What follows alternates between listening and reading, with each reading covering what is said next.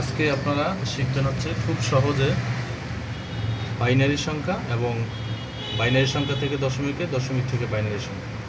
যদি আপনি 72-রে দশমিক সংখ্যা নিতে চান তাহলে এটাকে খুব সহজে করবেন কীভাবে? একদম সহজ, খুবই ইজি। এটা হচ্ছে যেমন 72 মূল সংখ্যাটা বসাবেন, বসানোর পর অর্ধেক অর্ধেক সংখ্যা মানে আস্তে আস্তে করে অর্ধেক অর্ধেক করে 2 দিয়ে ভাগ দিয়ে কমে আসবে। যেমন 72-এর অর্ধেক কত? 36। 36-এর অর্ধেক কত? 18।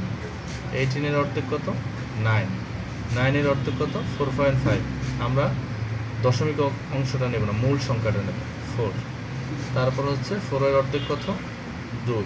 2-এর অর্ধেক 1। এখন যেখানে যেখানে বেজোড় সংখ্যাগুলো আছে ওইখানে ওইখানে 1 বসবে। বেজোড় সংখ্যা বরাবর 1 আর জোড় সংখ্যা বরাবর হচ্ছে 0 বসবে। তাহলে 9 সমান হবে 1 আর বাকি সব 0। তাহলে আমাদের এই দাঁড়ালো কি? 72-এর বাইনারি নাম্বার হচ্ছে 1 0 0 1 0 0 0 2।